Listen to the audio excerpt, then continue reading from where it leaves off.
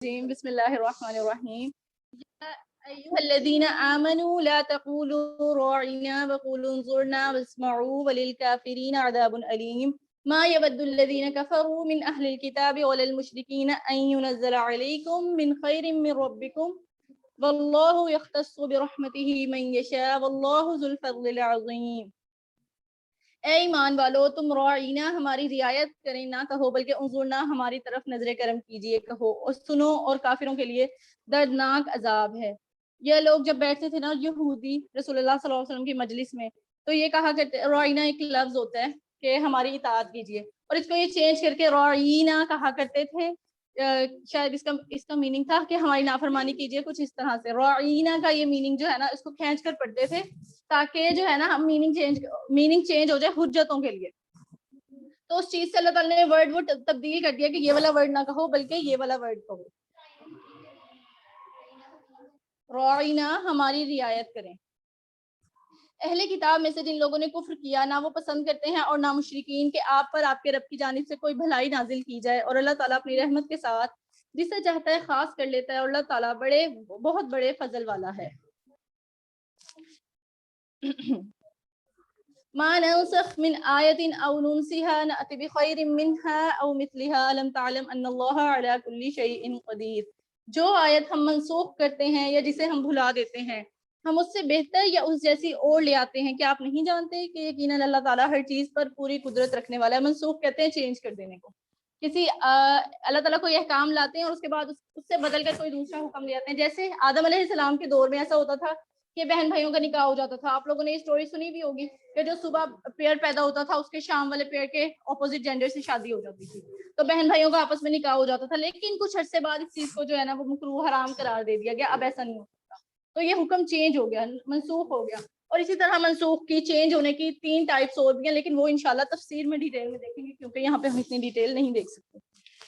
Okay, ام تريدون ان تسألوا رسولكم كما سئل موسى من قبل۔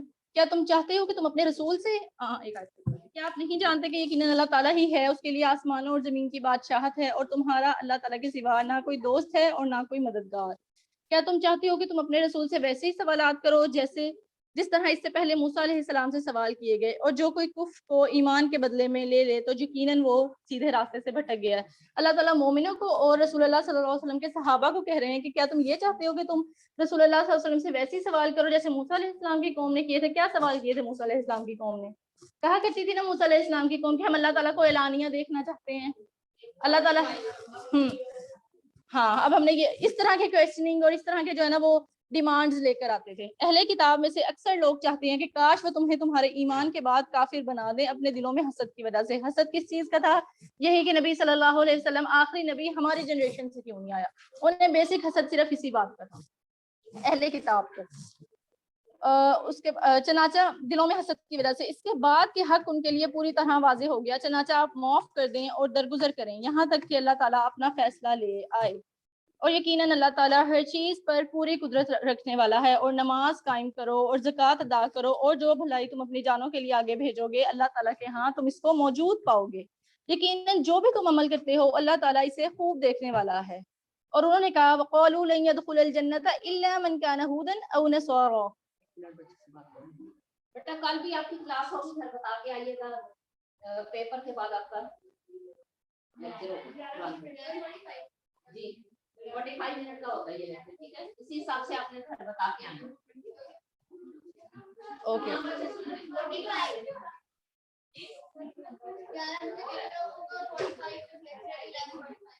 اوکے، اعوذ باللہ من الشیطان الرجیم۔ وقالوا لن يدخل الجنة الا من كان هودا او نصارى تلك امانيهم قل هاتوا برهانكم ان كنتم صادقين۔ تو وہ جو ہے وہ کہتے تھے کہ ہم جو ہے نا انہوں نے کہا کہ کوئی شخص جنت میں ہرگز داخل نہیں ہو سکتا مگر وہ جو یہودی ہو یا عیسائی ہو۔ اگر کوئی یہودی ہوگا یا عیسائی ہوگا تو بس وہی جنت میں داخل ہوگا۔ یہ ان کی تمنائیں ہیں۔ آپ کہہ دیں کہ تم کوئی دلیل لاؤ اگر تم سچے ہو، یعنی کوئی تورات سے کوئی انجیل سے اس بات کی دلیل لاؤ اگر تم سچے ہو۔ کیوں نہیں؟ بلا من اسلم وجہہ للہ وہو محسن فلہ اجرہ عند ربہ ولا خوف علیہم ولا هم یحزنون۔ کیوں نہیں؟ جس نے اپنا چہرہ اللہ تعالیٰ کے تابع کر دیا اور وہ نیکی کرنے والا ہو، تو اس کے لیے اس کے رب کے پاس اس کا اجر ہے اور اس پر نہ کوئی خوف ہوگا اور نہ وہ غمگین ہوں گے۔ اسلمہ کہتے ہیں کہ کوئی بھی کام ہم کر رہے ہیں نا تو اللہ تعالیٰ کی رضا کے لیے کریں۔ جیسے رسول اللہ صلی اللہ علیہ وسلم نے بھی فرمایا کہ کسی عمل کی دو ہی قبولیت ہے، ہم نماز پڑھتے ہیں، ہم روزے رکھتے ہیں، ہم اور کسی کے ساتھ اچھے سے پیش آتے ہیں، کسی کو کھانا کھلا دیتے ہیں، اپنی مدر کی ہیلپ کر دیتے ہیں، ڈفرینٹ طرح کی ایکٹیویٹیز پرفارم کرتے ہیں، ٹھیک ہے۔ ہم جو بھی کام کرتے ہیں کہ وہ عمل اللہ تعالیٰ کی ہاں قبول ہوگا، ہمیں اس کا ثواب ملے گا یا نہیں ملے گا، اس کی دو ہی شرائط ہیں۔ پہلی یہ کہ وہ اللہ تعالیٰ کی رضا کے مطابق ہو، یعنی اللہ تعالیٰ کی رضا کی نیت ہو، ہم کسی اور کو خوش نہ کرنا چاہتے ہوں، ہمارا یہ مقصد نہ ہو کہ اچھا ٹھیک ہے اللہ تعالیٰ تو خوش ہوں گے سو ہوں گے، ہمارے یہ بندہ بھی خوش ہو جائے پھر یہ ہمیں اسی طرح ٹریٹ کرے گا، ٹھیک ہے۔ تو اللہ تعالیٰ کی رضا ہونی چاہیے۔ دوسرا رسول اللہ صلی اللہ علیہ وسلم کا طریقہ ہونا چاہیے کہ وہ آپ صلی اللہ علیہ وسلم کے طریقے کے مطابق ہونے چاہیے، اور اس آیت سے بھی ہمیں اس بات کی دلیل ملتی ہے وَهُوَ مُحْسِنٌ، یعنی وہ احسان کرنے والا، اور احسان میں بھی رسول اللہ صلی اللہ علیہ وسلم کی سنت آ جاتی ہے، اور احسان کرنے والا ہو تو اس کے رب کے پاس اس کا اجر ہے اور ان پر نہ کوئی خوف ہوگا اور نہ وہ غمگین ہوں گے۔ لَيْسَتِ الْيَهُودُ عَلَى شَيْءٍ وَقَالَتِ الْيَهُودُ لَيْسَتِ النَّصَارَى عَلَى شَيْءٍ وَقَالَتِ النَّصَارَى لَيْسَتِ الْيَهُودُ عَلَى شَيْءٍ وَهُمْ يَتْلُونَ الْكِتَابَ كَذَلِكَ قَالَ الَّذِينَ لَا يَعْلَمُونَ مِثْلَ قَوْلِهِمْ وَاللَّهُ يَحْكُمُ بَيْنَهُمْ یوم القیامت فیما کانوا فیہ یختلفون، اور یہود نے کہا کہ عیسائی کسی چیز پر نہیں ہیں اور عیسائیوں نے کہا کہ یہودی کسی چیز پر نہیں ہے، حالانکہ وہ سب کتاب پڑھتے ہیں، اس طرح ان کی بات جیسی بات ان لوگوں نے کی جو علم نہیں رکھتے۔ پھر اللہ تعالیٰ قیامت کے دن ان کے درمیان ان معاملات کا فیصلہ کرے گا جس میں وہ اختلاف کرتے تھے۔ یہی معاملہ ہمارا آپس میں، اب ہم آپس میں خود بھی گروہ گروہ بٹ گئے ہیں، اور پھر ہر گروہ دوسرے گروہ کو کہتا ہے کہ تم مسلمان نہیں، ہم مسلمان ہیں تم مسلمان نہیں ہو۔ یہی عیسائی اور یہودی کرتے تھے۔ پہلے تو مسلمانوں کے ساتھ تو ان کا جو جھگڑا تھا سو تھا، آپس میں بھی کہتے تھے عیسائی یہودیوں کو اور یہودی عیسائی کو کہ تم کسی چیز پر نہیں ہو، اور عیسائی یہودیوں کو کہتے تھے کہ تم کسی چیز پر نہیں ہو، یعنی تمہارا کوئی دین نہیں ہے، صرف ہم ہی دیندار ہیں۔ تو یہی معاملہ اب ہم کرتے ہیں، ہم ہر بندہ اپنے آپ کو جس گروہ سے وہ تعلق رکھتا ہوتا ہے وہ کہتا ہے کہ جی بس یہی صحیح ہے باقی سارے غلط ہیں، حالانکہ ایسا کچھ نہیں ہوتا۔ اور اللہ تعالیٰ کہہ رہے ہیں وَمَنْ أَظْلَمُ مِمَّنْ مَنَعَ مَسَاجِدَ اللَّهِ أَنْ يُذْكَرَ فِيهَا اسْمُهُ وَسَعَى فِي خَرَابِهَا، اور اس سے بڑا ظالم اور کون ہے جس نے اللہ تعالیٰ کی مسجدوں سے روکا اور ان میں اس کا نام لیا جائے، اور کوشش کی کہ اس میں ان کا نام نہ لیا جائے، اور ان کو ویران کرنے کی کوشش کی۔ انہی لوگوں کا حق نہ تھا کہ ان میں داخل ہوتے مگر ڈرتے ہوئے، ان کے لیے دنیا میں رسوائی ہے اور آخرت میں ان کے لیے بہت بڑا عذاب ہے۔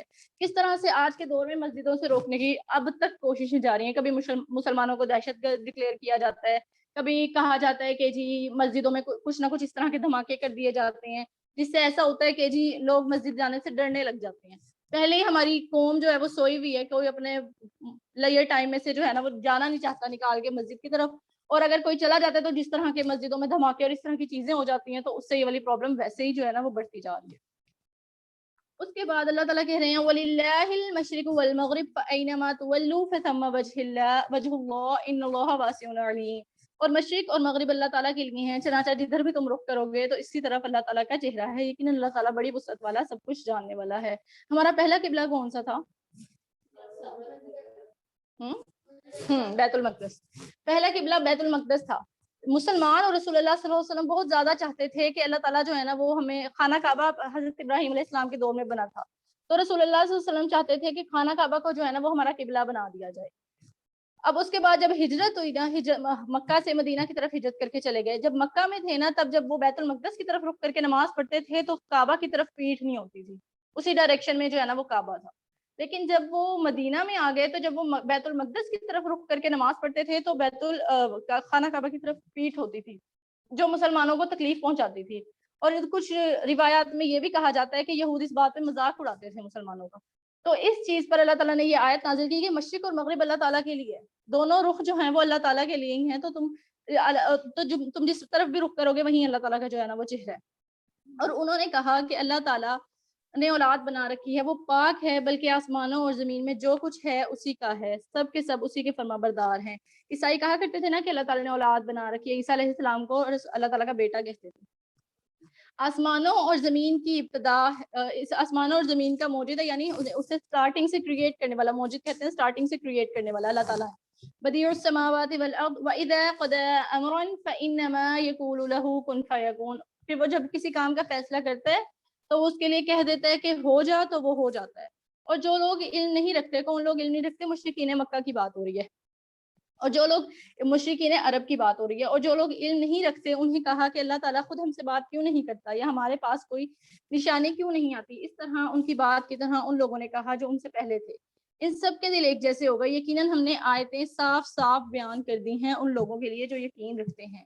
یقیناً ہم نے انا ارسلناک بالحق بشیرا ونذیرا ولا تسأل عن اصحاب الجحیم، یقیناً ہم نے آپ کو حق کے ساتھ خوشخبری سنانے والا اور ڈرانے والا بنا کر بھیجا ہے، اور آپ سے اہل دوزخ کے بارے میں نہیں پوچھا جائے گا۔ آگے اللہ تعالیٰ کہہ رہے ہیں وَلَن تَرْضَىٰ عَنْكَ الْيَهُودُ وَلَا النَّصَارَىٰ حَتَّىٰ تَتَّبِعَ مِلَّتَهُمْ قُلْ إِنَّ هُدَى اللَّهِ هُوَ الْهُدَىٰ وَلَئِنِ اتَّبَعْتَ أَهْوَاءَهُمْ بَعْدَ الَّذِي جَاءَكَ مِنَ الْعِلْمِ مَا لَكَ مِنَ اللَّهِ مِن وَلِيٍّ وَلَا نَصِيرٍ۔ اور یہودی اور عیسائی آپ سے ہرگز راضی نہیں ہوں گے یہاں تک کہ آپ ان کی ملت کی پیروی کریں۔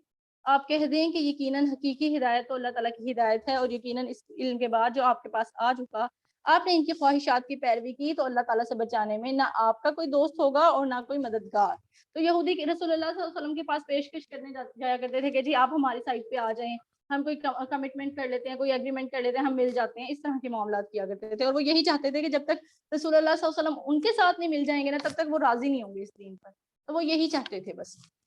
جن لوگوں کو ہم نے کتاب دی ہے وہ اسے پڑھتے ہیں جیسا کہ اسے پڑھنے کا حق ہے، وہی لوگ اس پر ایمان رکھتے ہیں، اور جو اس کے ساتھ کفر کرتا ہے وہی لوگ خسارہ اٹھانے والے ہیں۔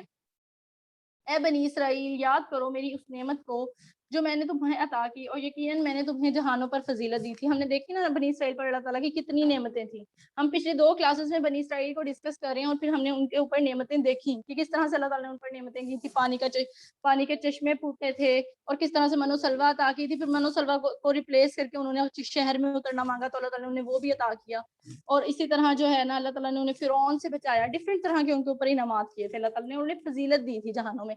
جس طرح اب ہمیں فضیلت دی ہوئی ہے نا کہ امت محمدیہ کا ایک سٹیٹس ہے دین میں اللہ تعالیٰ کے ہاں، اسی طرح اس وقت بنی اسرائیل کو ایک سٹیٹس ملا ہوا تھا جسے جہانوں پر انہیں اللہ تعالیٰ نے فضیلت دی تھی۔ اور ڈرو اس دن سے جس میں کوئی شخص کسی شخص کے کچھ بھی کام نہ آئے گا۔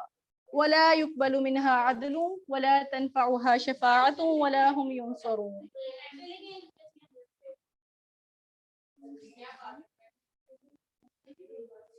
وَلَا هُمْ يُنصَرُونَ، اور ڈرو اس دن سے جس میں کوئی شخص کسی شخص سے کچھ بھی کام نہ آئے گا، اور نہ اس سے کوئی فدیہ قبول کیا جائے گا، اور نہ اس کی کوئی سفارش فائدہ دے گی، اور نہ وہ مدد دیے جائیں گے۔ تو ہمیں چاہیے کہ ہم آج کے دن ہی اس دن سے ڈر جائیں۔ اب ہمیں لگتا ہے کہ ہمارے خاندان میں کسی ایک نے حفظ کر لیا ہم سارے بخشے جائیں گے، اور کوئی ایک آدھا نیک ہے ہماری فیملی میں تو باقی سب کو لے چلے گا، ایسا کچھ بھی نہیں ہوگا۔ اللہ تعالیٰ نے کلیئرلی بتا دیا کہ اس دن کوئی شخص کسی شخص کے کچھ بھی کام نہ آئے گا، نہ کسی کی کوئی سفارش پیش کی جائے گی۔ اب تو ہوتا ہے نا کہ چلو کچھ تھوڑی بہت سفارش لگوائی اور کام ہو گیا، اس وقت ایسا بھی نہیں ہوگا۔ نہ کوئی کسی کی مدد کرے گا، اس وقت نفسا نفسی کا دور ہوگا، ہر شخص کو اپنی پڑی ہوئی ہوگی۔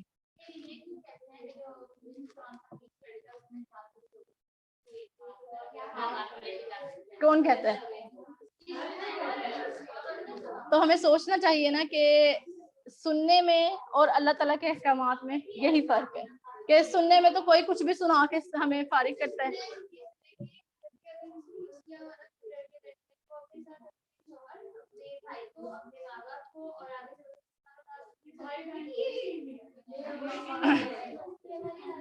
اوکے چلیں اس ڈسکشن میں ہم لوگ نہیں پڑھتے، ابھی ہم فی الحال اللہ تعالیٰ کی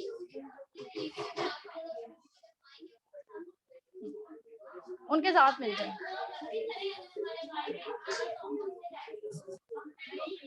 آپ اپنی تیاری کریں، واتقوا یوما لا تجزی نفس عن نفس، کوئی شخص کسی شخص کے کچھ بھی کام نہ آئے گا۔ اور جب ابراہیم، اس کے بعد اب ابراہیم علیہ السلام کے واقعے کا ذکر ہو رہا ہے، اور جب ابراہیم علیہ السلام کو اس کے رب نے چند باتوں میں آزمایا تو اس نے ان سب کو پورا کر دیا۔ اللہ تعالیٰ نے فرمایا یقیناً میں تمہیں سب لوگوں کے لیے امام بنانے والا ہوں۔ ابراہیم نے کہا اور میری اولاد میں سے بھی؟ اللہ تعالیٰ نے فرمایا میرا عہد ظالموں کو نہیں پہنچتا۔ اور جب ہم نے بیت اللہ کو لوگوں کے لیے لوٹ کر آنے کی جگہ اور سراسر امن بنایا، اور تم مقام ابراہیم کو نماز پڑھنے کی جگہ بناؤ، اور ہم نے ابراہیم اور اسماعیل کو تاکیدی حکم دیا کہ آپ دونوں میرے گھر کو طواف کرنے والوں اور اعتکاف کرنے والوں اور رکوع کرنے والوں اور سجدہ کرنے والوں کے لیے پاک صاف رکھو۔ ابراہیم علیہ السلام کو اللہ تعالیٰ نے کن باتوں میں آزمایا تھا؟ ابراہیم علیہ السلام پر about 35 بڑی آزمائشیں آئی تھیں، جن میں انہوں نے جو پاس کر لیا تھا، جنہیں ایک یہ تھا کہ جی اپنے چھوٹا سا بیٹا تھا، ان کی اولاد ہوئی تھی کچھ 100 ایئرز بعد. اس کے بعد اللہ تعالیٰ انہیں کہہ رہے ہیں کہ آپ اپنے بیٹے کو اور اپنی بیوی کو صحرا میں چھوڑو. اس وقت مکہ آباد نہیں تھا، صرف ایک صحرا تھا. حضرت ابراہیم علیہ السلام اپنی بیوی کو وہاں چھوڑ آتے ہیں. اب وہ بیٹا بڑا ہو جاتا ہے، اللہ تعالیٰ کہتے ہیں اس کو ذبح کر دو. وہ یہ نہیں کہتے کہ اللہ تعالیٰ اتنے عرصے بعد پہلے مجھے اولاد ملی، اس کے بعد اب اتنے عرصے بعد میں واپس ان سے مل رہا ہوں، آپ کہہ رہے ہیں اسے ذبح کر دو. یہ کیا وہ ہے معاملہ؟ وہ ان کو ذبح کر دیتے ہیں. اب ابراہیم علیہ السلام جو ہے اپنے بیٹے کے گردن پہ چھری رکھتے ہیں تو اللہ تعالیٰ کی طرف سے جو ہے نا وہ مینڈ آ جاتا ہے. اور اسی طرح نمرود کی آگ میں کودتے ہیں. اور بڑی آزمائشیں ابراہیم علیہ السلام پر آئی تھی جن سب کو انہوں نے پورا کر دیا تھا. پھر ابراہیم علیہ السلام کو اللہ تعالیٰ کے یہاں پتہ کیا اسٹیٹس ملا تھا؟ اللہ تعالیٰ نے فرمایا وَإِبْرَاهِيمَ الَّذِي وَفَّى. ابراہیم تو وہ ہے جس نے وفا کا حق ادا کر دیا. ہم آج کل کسی فرینڈ کو بھی نہیں کہہ سکتے، یقین ہی نہیں آتا. کوئی جتنا مرضی ہمارے ساتھ لائل ہو جائے، جتنا مرضی ہمارے لیے جان بھلا دے، ہم کہتے ہیں تم بڑی بے وفا ہو. ایک دن کوئی ہماری کال نہ اٹھائے، ہم کہتے ہیں تم بڑی بے وفا ہو. تو وفا کرنا آسان نہیں ہے. اور ابراہیم علیہ السلام نے اس کے ساتھ وفا کا حق ادا کر دیا جو جہانوں کا بادشاہ، جو ان کا کریٹر ہے. ہم میں سے کوئی سوچ بھی نہیں سکتا اس بات کا جو کام انہوں نے کر دیا تھا. اور پھر اللہ تعالیٰ کسی کا کچھ بھی نہیں رکھتے. اللہ تعالیٰ نے رہتی دنیا تک ان کا نام رکھ دیا. اور اس بات کے ساتھ کہ اللہ تعالیٰ انہوں نے اللہ تعالیٰ کا حق ادا کر دیا، اللہ تعالیٰ کے ساتھ وفا کا حق ادا کر دیا. ابراہیم علیہ السلام کی پرسنالٹی بہت بہت بہت بہت امپریسو ہے. تو اللہ تعالیٰ آگے کہہ رہے ہیں، ابراہیم علیہ السلام کہتے ہیں وَإِذْ قَالَ إِبْرَاهِيمُ رَبِّ اجْعَلْ هَٰذَا بَلَدًا آمِنًا وَارْزُقْ أَهْلَهُ مِنَ الثَّمَرَاتِ مَنْ آمَنَ مِنْهُمْ بِاللَّهِ وَالْيَوْمِ الْآخِرِ. اور جب ابراہیم نے کہا اے میرے رب اس شہر کو امن والا بنا دے اور اس کے باشندوں کو پھلوں میں سے رزق عطا فرما جو ان میں سے اللہ تعالیٰ اور یوم آخرت پر ایمان لائے. اللہ تعالیٰ نے فرمایا اور جس نے کفر کیا تو میں اسے بھی تھوڑا فائدہ دوں گا، پھر اسے آگ کے عذاب کی طرف بے بس کر دوں گا اور وہ بدترین لوٹنے کی جگہ ہے. اللہم اجرنا من النار. اب مکہ کے بارے میں سب لوگ ہی جانتے ہیں کہ مکہ جو ہے نا پہلے بے آباد تھا، اور اب بھی اس کی زمین جو ہے وہاں پہ وہ صحرائی علاقہ ہے، تو وہاں پہ کچھ فروٹس ایسے خود سے اگ نہیں سکتے. لیکن پھر بھی وہاں پہ کوئی جاتا ہے تو وہ آ کے بتاتا ہے کہ ہم جو بھی وش کرتے ہیں ہم وہ کھا لیتے ہیں. اور طرح طرح کے فروٹس جو ہے نا وہاں پہ موجود ہوتے ہیں. تو اللہ تعالیٰ پوری دنیا سے کھینچ کر وہاں پہ فروٹس لے آتے ہیں. اور اسی طرح اللہ تعالیٰ نے اس شہر کو امن والا شہر بنا دیا. جیسے ہم دیکھتے ہیں کہ رسول اللہ صلی اللہ علیہ وسلم کے آنے سے پہلے کس طرح سے آپس میں قبیلے لڑتے رہتے تھے. ہم نے کل بھی دیکھا تھا کہ یہودیوں کے قبیلے تھے، وہ آپس میں لڑتے رہتے تھے، قتل و غارت. اور ان کی لڑائیاں اس بات پہ بھی لڑائی ہو جاتی تھی کہ کسی کی چڑیا کسی کے درخت پہ بیٹھ گئی ہے، اور 10 15 سال وہ اس بات پہ لڑائی جاری رہتی تھی کہ تمہاری چڑیا آ کے ہمارے درخت پہ کیوں بیٹھ گئی. اتنی بیسک باتوں پہ وہ اتنے سال خاندانی دشمنیاں رکھتے تھے اور قتل و غارت یہ والے معاملات جو ہے نا وہ کیا کرتے. تو پھر اللہ تعالیٰ نے بتا دیے کہ اللہ تعالیٰ نے کہا ہے کہ میں جن لوگوں نے کفر کیا نا یعنی انکار کیا ان کو بھی دنیا میں تھوڑا سا فائدہ ضرور دوں گا، لیکن پھر انہیں جہنم کی طرف بے بس کر کے لے آؤں گا اور ان کے لیے ہمیشہ کا جو ہے نا وہ بدترین لوٹنے کی جگہ ہوگی. اور پھر رسول اللہ صلی اللہ علیہ وسلم نے بھی فرمایا کہ جس کو اس کا عمل پیچھے چھوڑ گیا نا، یعنی اس نے اپنے عمل سے اپنے آپ کو آگے نہیں کیا، تو اس کا حسب نسب اسے آگے نہیں بڑھا سکتا. حسب نسب سمجھتے ہیں نا؟ اب آپ کا یہ کہ آپ کس خاندان سے بلونگ کرتے ہو، آپ کا فیملی بیک گراؤنڈ کیا ہے. آپ کا فیملی بیک گراؤنڈ آپ کو عذاب سے نہیں بچا سکتا اگر آپ کا عمل جو ہے وہ آپ کو نیک اعمال نہ کریں آپ کو.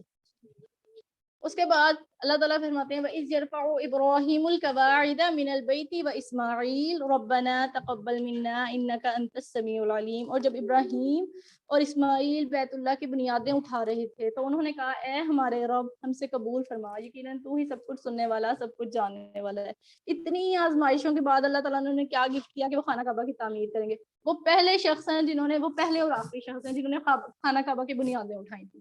رسول اللہ صلی اللہ علیہ وسلم کے دور میں کعبہ کو دوبارہ تعمیر کیا گیا تھا. آپ صلی اللہ علیہ وسلم نے پتھر نصب کیے تھے ادھر، لیکن وہ بنیادیں جو ہے نا وہ ابراہیم علیہ السلام کی ڈالی، ابراہیم اور اسماعیل علیہ السلام کی. تو اللہ تعالیٰ نے اپنا گھر بنوا لیا ان سے اتنی آزمائشوں میں. اور وہ بھی ان کی عاجزی اس وقت بھی یہ ہے کہ وہ کہہ رہے ہیں ربنا تقبل منا انک انت السمیع العلیم. اس کے بعد آگے رسول اللہ صلی اللہ حضرت ابراہیم علیہ السلام کہتے ہیں ربنا وجعلنا مسلمین لک ومن ذریتنا امۃ مسلمۃ لک وارنا مناسکنا وتب علینا انک انت التواب الرحیم. اے ہمارے رب ہمیں اپنے لیے فرما بردار بنا اور ہماری اولاد میں سے بھی ایک امت اپنے لیے فرما بردار بنا اور ہمیں اپنی عبادت کے طریقے سکھا اور ہماری توبہ قبول فرما، یقیناً تو بڑی توبہ قبول کرنے والا نہایت رحم والا ہے. ابراہیم علیہ السلام نے کئی 100 سال پہلے یہ دعا کی تھی اور اللہ تعالیٰ نے ابراہیم علیہ السلام اور اسماعیل علیہ السلام کی جنریشن سے رسول اللہ صلی اللہ علیہ وسلم کو بھیجا. کتنے ہزار سال بعد ان کی دعا قبول ہوئی تھی جب وہ تھے بھی نہیں، لیکن اللہ تعالیٰ قبول کرنے والے ہیں. اسی طرح کہا جاتا ہے کہ جڑوں کی خوشبو شاخوں میں آئی جایا کرتی ہے. جڑیں تھی ابراہیم علیہ السلام سے اور شاخیں رسول اللہ صلی اللہ علیہ وسلم، تو جڑوں کی خوشبو شاخوں میں آئی جائے. اس کے بعد ربنا وبعث فیہم رسولا منہم یتلو علیہم آیاتک ویعلمہم الکتاب والحکمت ویزکیہم انک انت العزیز الحکیم. یہی ایگزیکٹ دعا ابراہیم علیہ السلام نے مانگی تھی جو رسول اللہ صلی اللہ علیہ وسلم کی شکل میں پوری ہوئی تھی. اے ہمارے رب، اور ان لوگوں میں سے انہی میں سے ایک رسول بھیج جو انہیں تیری آیات پڑھ کر سنائے اور انہیں کتاب اور حکمت کی تعلیم دے اور ان کو پاک کرے. یقیناً تو سب پر غالب کمال حکمت والا ہے. اور کون ہے جو ابراہیم کی ملت سے منہ موڑے مگر وہی جس نے خود کو بے وقوف بنا لیا ہو، حالانکہ ہم نے اسے ابراہیم کو دنیا میں چن لیا تھا اور بلا شبہ وہ یقیناً آخرت میں صالحین میں سے ہوگا. جب اس کے رب نے اس سے کہا اس قال له ربه اسلم قال اسلمت لرب العالمین، جب اس کے رب نے اس سے کہا فرما بردار ہو جا تو اس نے کہا میں جہانوں کے رب کا فرما بردار ہو گیا. یہ ہوتا ہے سرنڈر کرنا، یہ ہوتا ہے اسلم والی بات کہ اللہ تعالیٰ نے ایک دفعہ کہا کہ تو فرما بردار ہو جا، تو ابراہیم علیہ السلام ہر آزمائش میں انہوں نے کہا کہ قال اسلمت لرب العالمین کہ میں جہانوں کے رب کا فرما بردار ہو گیا. اور اس کی وصیت ابراہیم نے اپنے بیٹوں کو کی اور یعقوب علیہ السلام نے بھی. اے میرے بیٹو، یقیناً اللہ تعالیٰ نے تمہارے لیے دین کو منتخب کیا ہے، تو ہرگز نہ تم مرنا مگر اس حال میں کہ تم فرما بردار ہو. کیا تم اس وقت موجود تھے جب یعقوب کو موت آئی، جب اس نے اپنے بیٹوں سے کہا میرے بعد تم کس کی عبادت کرو گے؟ انہوں نے کہا ہم آپ کی، آپ کے معبود اور آپ کے آبا ابراہیم، اسماعیل اور اسحاق علیہ السلام کی عبادت کریں گے جو ایک ہی معبود ہے اور ہم اسی کے لیے فرما بردار ہیں. وہ ایک امت تھی جو یقیناً گزر گئی. ابراہیم علیہ السلام کو اللہ تعالیٰ امت کے ساتھ تشبیہ دے رہے ہیں. ہم پوری امت ہے، پوری امت مل کے نیک اعمال کریں اور اس کا ایک اجر اور ایک ابراہیم علیہ السلام کا اکیلے کا، تو وہ اکیلے بھاری ہو جائیں گے. جو کچھ اس نے کمایا وہ اس کے لیے ہے اور جو کچھ تم نے کمایا وہ تمہارے لیے ہے، اور تم سے اس کے بارے میں نہیں پوچھا جائے گا جو وہ کیا کرتے تھے. وَقَالُوا كُونُوا هُودًا أَوْ نَصَارَىٰ تَهْتَدُوا قُلْ بَلْ مِلَّةَ إِبْرَاهِيمَ حَنِيفًا وَمَا كَانَ مِنَ الْمُشْرِكِينَ. اور انہوں نے کہا تم یہودی ہو جاؤ یا عیسائی ہو جاؤ تو ہدایت پاؤ گے. آپ کہہ دیں نہیں، بلکہ ابراہیم کی ملت جو ایک اللہ کا ہونے والا تھا اور وہ مشرکوں میں سے نہ تھا. آپ سب کہو کہ ہم اللہ تعالیٰ پر ایمان لائے اور اس پر ایمان لائے ہیں جو ہماری طرف نازل کیا گیا ہے اور جو ابراہیم، اسماعیل، اسحاق، یعقوب اور اولاد یعقوب کی طرف نازل کیا گیا ہے اور جو موسیٰ اور عیسیٰ اور دوسرے سب نبیوں کو ان کے رب کی طرف سے دیا گیا. ہم ان میں سے کسی ایک کے درمیان کوئی فرق نہیں کرتے اور ہم اللہ تعالیٰ کے فرما بردار ہیں. پھر اگر وہ اس جیسی چیز پر ایمان لائیں جس پر تم ایمان لائے ہو تو یقیناً وہ ہدایت پا گئے، اور اگر وہ پھر جائیں تو یقیناً اب وہ مخالفت میں ہیں. چنانچہ عنقریب ان سے اللہ تعالیٰ آپ کو کافی ہو جائے گا اور وہ سب کچھ سننے والا، سب کچھ جاننے والا ہے. فَسَيَكْفِيكَهُمُ اللَّهُ وَهُوَ السَّمِيعُ الْعَلِيمُ. عنقریب اللہ تعالیٰ آپ سے ان کو کافی ہو جائے گا اور وہ سب کچھ سننے والا، سب کچھ جاننے والا ہے. کہا جاتا ہے کہ ترکی کے میوزیم میں اب بھی وہ جو ہے نا وہ موجود ہے قرآن پاک جس پہ حضرت عثمان علیہ السلام کے خون کے نشان ہے، جب وہ یہ آیت پڑھ رہے تھے اور ان کو شہید کر دیا گیا تھا. صبغۃ اللہ ومن احسن من اللہ صبغا ونحن له عابدون. اللہ تعالیٰ کا رنگ اختیار کرو اور رنگ میں اللہ تعالیٰ سے زیادہ اچھا کون ہے اور ہم اسی کے لیے عبادت کرنے والے ہیں. آپ کہہ دیں کیا تم اللہ تعالیٰ کے بارے میں ہم سے جھگڑتے ہو، حالانکہ وہی ہمارا رب اور تمہارا رب ہے اور ہمارے لیے ہمارے اعمال ہیں اور تمہارے لیے تمہارے اعمال ہیں اور ہم اس کے لیے خالص کرنے والے ہیں. یا تم کہتے ہو کہ یقیناً ابراہیم، اسماعیل، اسحاق، یعقوب اور ان کی اولاد سب یہودی یا عیسائی تھے. کہہ دو کیا تم زیادہ جانتے ہو یا اللہ تعالیٰ، اور اس سے بڑا ظالم کون ہوگا جو اس گواہی کو چھپائے جو اللہ تعالیٰ کی جانب سے اس کے پاس ہے، اور جو کچھ تم کرتے ہو اللہ تعالیٰ اس سے غافل نہیں ہے. تلک امۃ قد خلت لها ما کسبت ولکم ما کسبتم ولا تسألون عما كانوا يعملون. وہ ایک امت تھی جو یقیناً گزر چکی، جو کچھ انہوں نے کمایا وہ ان کے لیے ہے اور جو کچھ تم نے کمایا وہ تمہارے لیے ہے، اور تم سے ان کے بارے میں نہیں پوچھا جائے گا جو وہ عمل کیا کرتے تھے. اللہ تعالیٰ قرآن میں کہتے ہیں وَلَا تَزِرُ وَازِرَةٌ وِزْرَ أُخْرَىٰ کہ کوئی بوجھ اٹھانے والی جان کسی دوسرے کا بوجھ نہیں اٹھائے گی.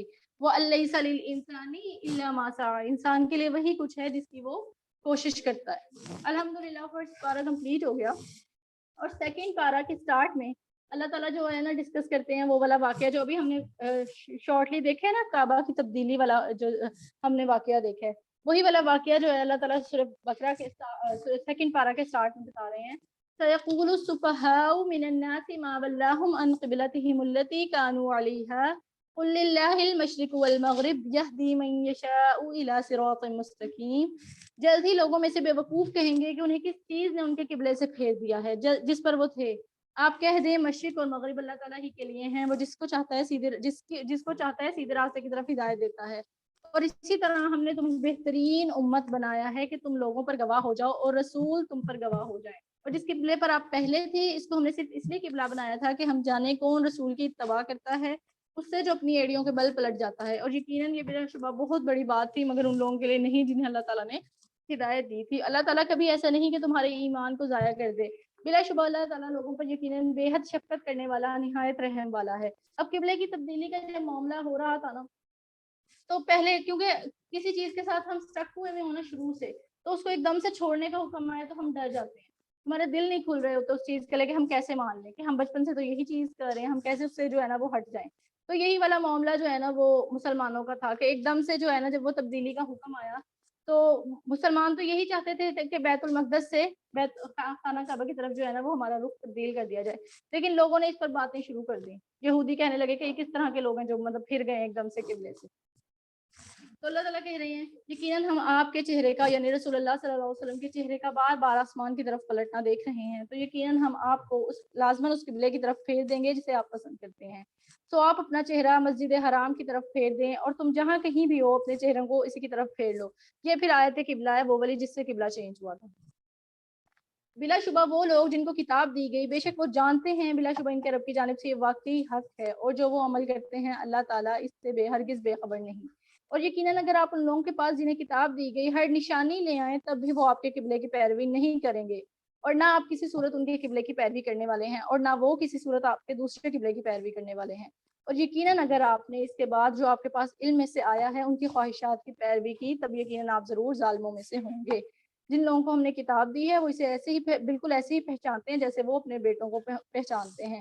وَإِنَّ فَرِيقًا مِّنْهُمْ لَيَكْتُمُونَ الْحَقَّ وَهُمْ يَعْلَمُونَ، اور واقعتاً ان میں سے ایک گروہ ایسا بھی ہے جو یقیناً حق کو چھپاتے ہیں حالانکہ وہ جانتے ہیں، یعنی وہ کتاب کو، قرآن کو، تورات میں رسول اللہ صلی اللہ علیہ وسلم کی، انجیل میں، ہر کتاب میں رسول اللہ صلی اللہ علیہ وسلم کی آمد کی خوشخبری جو ہے نا وہ موجود ہے۔ تورات میں بھی ایک نبی کی خوشخبری موجود ہے کہ ایک نبی آئے گا، احمد ہوگا، اس چیز کو وہ مانتے ہیں۔ تورات میں یہودی اور عیسائی جو ہے نا وہ اس چیز کو مانتے ہیں اور وہ پہچانتے بھی ہیں کہ رسول اللہ صلی اللہ علیہ وسلم حق ہے، وہ اللہ تعالیٰ کے آخری نبی ہیں، کیونکہ ان میں وہ ساری نشانیاں موجود ہیں۔ تو رات میں رسول اللہ صلی اللہ علیہ وسلم کی نشانیاں موجود تھیں کہ ایک نبی آئے گا جو نا بازاروں میں شور شرابہ کرنے والا ہوگا، اس طرح کی ان کی صفات موجود تھیں، اور وہ ان صفات کے تھرو بھی رسول اللہ صلی اللہ علیہ وسلم کو پہچانتے تھے۔ اور ویسے بھی وہ اپنے، جیسے انسان اپنے بیٹوں کو پہچانتے ہیں نا کہ اس میں کوئی یہ تو نہیں کہہ سکتا کہ نہیں شاید یہ میرا بیٹا ہے یا شاید یہ میرا بیٹا، یقین ہوتا ہے نا کہ یہی میرا بیٹا ہے۔ تو جس طرح لوگ اپنے بیٹوں کو پہچانتے ہیں نا، اس طرح وہ کتاب کو پہچانتے تھے کہ یہ اللہ تعالیٰ کی طرف سے، لیکن اپنے حسد کی بنا پر، اپنے تکبر کی بنا پر جو ہے نا وہ اس کو مانتے نہیں تھے، اور وہ رسول اللہ صلی اللہ علیہ وسلم کا جو ہے نا وہ اقرار نہیں کرتے۔ الحق من ربک فلا تکونن من الممترین، آپ کے رب کی طرف سے یہی حق ہے، پس آپ شک کرنے والوں میں سے ہرگز نہ ہو جانا۔ اور ہر ایک کے لیے ایک سمت ہے جس کی طرف وہ منہ پھیرنے والا ہے، سو نیکیوں میں ایک دوسرے سے آگے بڑھو، تم جہاں کہیں بھی ہو اللہ تعالیٰ تمہیں اکٹھا کر کے لے آئے گا۔ یقیناً اللہ تعالیٰ ہر چیز پر پوری طرح قدرت رکھنے والا ہے۔ اور آپ جہاں سے بھی نکلیں تو اپنا چہرہ مسجد حرام کی طرف پھیر لیں، یقیناً آپ کے رب کی جانب سے بلا شبہ وہ حق ہے، اور جو بھی تم عمل کرتے ہو اللہ تعالیٰ اس سے ہرگز غافل نہیں ہے۔ اور جہاں سے آپ نکلیں سو اپنا چہرہ مسجد حرام کی جانب پھیر لیں، تم جہاں کہیں بھی ہو سو اپنے چہرے کو اسی کی طرف پھیر لو تاکہ لوگوں کے پاس تمہارے خلاف کوئی حجت نہ رہے، مگر ان میں سے جن لوگوں نے ظلم کیا ہے، چنانچہ تم ان سے مت ڈرو اور مجھ سے ہی ڈرو، اور تاکہ میں تم پر اپنی نعمت پوری کر دوں اور تاکہ تم ہدایت پاؤ۔ جیسا کہ ہم نے تمہارے درمیان تم ہی میں سے ایک رسول بھیجا ہے جو تم پر ہماری آیات تلاوت کرتا ہے اور تمہیں پاک کرتا ہے، اور وہ تمہیں کتاب و حکمت کی تعلیم دیتا ہے اور تمہیں وہ کچھ سکھاتا ہے جو تم نہیں جانتے تھے، لہٰذا تم مجھے یاد کرو میں تمہیں یاد کروں گا۔ فاذکرونی اذکرکم واشکروا لی ولا تکفرون، چنانچہ تم مجھے یاد کرو میں تمہیں یاد کروں گا، اور میرا شکر ادا کرو اور میری ناشکری مت کرو۔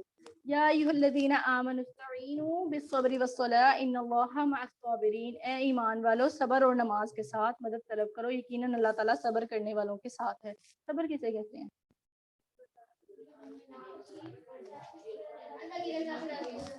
وہ تو میرا خیال ہے ہم بھول بھال گئے ہیں، اب تو کوئی ہم نے ڈیسائیڈ کیا ہوا ہے کوئی ایک بات کہے گا ہم نے صبر کو، یہ ہمارا کام نہیں ہے اس کو 10 سنانی ہے ساتھ۔ اگر ہم کبھی کچھ بھول بھی جاتے ہیں نا تو سوچتے ہیں شٹ یار یہ بات رہ گئی تھی، اب اس نے ہمیں یہ کہا تھا ساتھ ہی وہ بھی سنا دیتے ہیں، سوچتے ہیں شٹ یہ والی بات رہ گئی یہ بھی کہہ دینی چاہیے۔ مجھے اس وقت کیوں نہیں یاد آیا. ہمیں پلانڈ انسلٹ کرنی چاہیے کسی کی, ایسے ہی سوچتے ہیں نا ہم, کیونکہ ہمارے اندر صبر نہیں ہے کہ ہم کسی کی کوئی بات برداشت کر لیں. ہو سکتا ہے وہ ویلڈ ہو سکتا ہے وہ نہ بھی صحیح ہو, وہ غلط ہی بات کر رہا ہو, لیکن ہمارے اندر برداشت نہیں ہے, تو اس چیز سے تو ہم شاید ریلیٹ بھی نہیں کر پاتے. اور یہ صرف ایک آدھے بندے کا مسئلہ نہیں, یہ ہماری جنریشن کا مسئلہ ہے. اور ایک دفعہ رسول اللہ صلی اللہ علیہ وسلم نا کسی کے ایک جگہ سے گزر رہے تھے, وہاں پہ ایک عورت بیٹھی ہوئی تھی, اور وہ نا قبر کے پاس بیٹھی ہوئی رو رہی تھی زور زور سے, جیسے روتی ہیں عورتیں جب کوئی کسی کی ڈیتھ ہو جائے, چیخیں مارتی ہیں اور ڈفرینٹ طرح کی باتیں کہتی ہیں کہ یہ اللہ تعالیٰ نے میرے ساتھ کیا کر دیا وغیرہ وغیرہ. تو وہ اس طرح سے رو رہی تھی. رسول اللہ صلی اللہ علیہ وسلم نے کہا کہ صبر کرو. تو مطلب کہتی کہ وہ عورت کہنے لگی کہ اس کو کیا پتا, میرے اوپر یہ تکلیف گزری نا, اس کو پتا ہوتا تو یہ مجھے اس طرح نہ کہتا. یہ مجھے نہیں پتا کیونکہ یہ کسی روایت میں نہیں ملتا. اسی طرح واقعات جو ہے نا وہ ملتا ہے. تو رسول اللہ صلی اللہ علیہ وسلم جو ہے نا وہ چلے جاتے ہیں. بعد میں عورت کو کوئی بتاتا ہے کہ اللہ کے نبی تھے جس کے ساتھ تم نے ایسے بات کر لی ہے. تو وہ عورت مطلب جاتی ہے اور کہتی ہے کہ میم سوری, مجھے ایسے نہیں کرنا چاہیے تھا, میں معذرت کرتی ہوں, مجھے پتا نہیں تھا کہ آپ اللہ کی نبی ہیں, ورنہ میں ایسے بات نہ کرتی. تو آپ صلی اللہ علیہ وسلم کہتے ہیں کہ مصیبت تو صبر تو مصیبت کے پہلے موقع پر ہی ہوتا ہے. اس کے بعد آپ کہو گے ہمیں صبر آ گیا, ہم انتظار کرتے ہیں نا کہ کسی کی ڈیتھ ہو گئی, پھر ہم کہتے ہیں اسے 2-4 دن میں صبر آ جائے گا. صبر مصیبت کے پہلے موقع پر آتا ہے جب ہم اس وقت اللہ تعالیٰ کی رضا میں راضی ہو جائیں. بعد میں تو پھر ہمیں صبر کرنا ہی پڑتا ہے. تو اس وقت اسی طرح کوئی ہمیں کچھ کہہ رہا ہے, اب کوئی ایک دم سے اونچی آواز سے مجھ سے بات کرے, میں واپس اس سے اونچی آواز سے بات کر کے اس کے بعد میں کہوں گی نہیں مجھے بدتمیزی نہیں کرنی, تو بدلہ تو پورا کر لیا نا. تو اسی طرح ہمیں اپنے اندر پیشنس پیدا کرنی چاہیے ہر چیز میں. صرف یہ نہیں کہ کسی کی ڈیتھ ہو گئی. ایک دفعہ ہم لوگ قرآن پڑھتے تھے, میری بہن ساتھ, میری چھوٹی بہن جاتی تھی ساتھ, تو وہ گئی, ہم لوگوں نے ایسے صبر والا ٹاپک پڑھا, گھر آ کے کہتی ماما کسی کی ڈیتھ کب ہوگی, میں نے صبر پریکٹس کرنا ہے. میں نے کہا یعنی کسی کی ڈیتھ میں آپ کا صبر پریکٹس ہوگا, کسی اور چیز پہ کر لو, ذرا ماما سے تھپڑ چھپڑ کھا کے اس پہ صبر کر لو. تو وہ بڑا مطلب کہنے لگے کہ کسی کی ڈیتھ ہی نہیں ہو رہی ہماری فیملی میں نے صبر کرنا تھا. میں نے کہا اس نے صبر ڈیتھ سے ہی صرف صبر کو سیکھا ہے. اتنی چھوٹی نہیں ہے مجھ سے کہ میں لگا بھی سکوں. میں وہی کہہ رہی ہوں, مجھ سے اتنی چھوٹی نہیں ہے وہ کہ میں اس کو ایک لگا سکوں. اس نے واپس نہیں کیا ہوگا.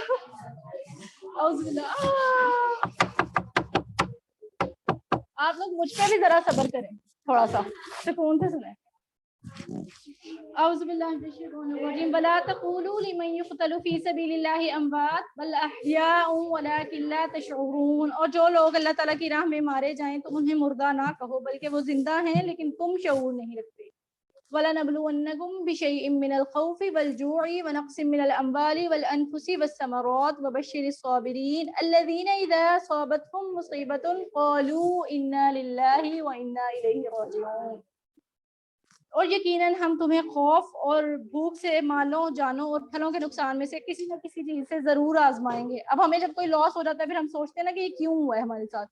اللہ تعالیٰ کو میں ہی نظر آتی ہوں ہر وقت ہر پرابلم کے لیے. ہر طرح کی مشکل, فائنینشیل پرابلم میرے ساتھ ہوتی ہے, فیملی والی پرابلم میرے ساتھ ہوتی ہے, پیرنٹس میرے ایسے ہیں, اور ہر طرح کا مسئلہ میرے ساتھ ہی ہو رہا ہے. ہاں, اللہ تعالیٰ مصیبتوں نے میرا گھر دیکھ لیا وغیرہ وغیرہ, ہم ڈفرینٹ طرح کی باتیں کرتے ہیں. تو اللہ تعالیٰ نے بتا دی ہے کہ اللہ تعالیٰ تمہیں خوف سے, بھوک سے, مالوں اور جانوں کے اور پھلوں کے نقصان سے کسی نہ کسی چیز سے ضرور آزمائیں گے. اور آپ صبر کرنے والوں کو خوشخبری دے دیں, ان چیزوں پر صبر کرنا ہے جس حال میں اللہ تعالیٰ نے رکھا ہے اس حال پہ راضی رہنا ہے. اور وہ لوگ, آپ لوگ بتائیں اوکے, اور یہ آیت کمپلیٹ کر لیں. اور وہ لوگ جبکہ مصیبت ان پر آتی ہے تو وہ کہتے ہیں بے شک ہم اللہ تعالیٰ کے لیے ہیں اور بے شک ہم اسی کی جانب لوٹنے والے ہیں. جو کسی کی ڈیتھ ہوتی ہے یہ والی بات کہتے ہیں نا, انا للہ و انا الیہ راجعون. تو ہمیں پتہ نہیں ہوتا کہ ہم کیوں کہتے ہیں. یقیناً ہم اللہ تعالیٰ کے لیے ہیں اور اللہ تعالیٰ کی طرف ہی ہم سب نے لوٹنا ہے. تو ہم اس بات پر راضی ہیں کہ اللہ تعالیٰ نے اس بندے کو موت دی. ہم یہ کہتے ہیں انا یقیناً ہم للہ اللہ تعالیٰ کے لیے ہیں, اور انا اور یقیناً الیہ اس کی طرف راجعون, ہم نے واپس لوٹنے والے ہیں, اس کی طرف ہم واپس لوٹنے والے ہیں. تو ہم اللہ تعالیٰ کے لیے ہی ہیں, اللہ تعالیٰ نے ہی ہمیں پیدا کیا اور اللہ تعالیٰ کی طرف ہی ہم واپس لوٹنے والے ہیں. اوکے, آیت نمبر 156 سورہ بقرہ کی. اوکے, دعا کرنے تو اللہ تعالیٰ ہمیں قبول کرنے اور اللہ تعالیٰ ہمیں صبر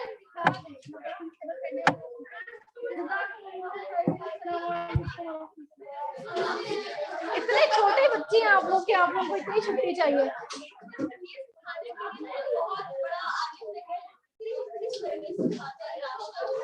اللہ تعالیٰ سے دعا کریں.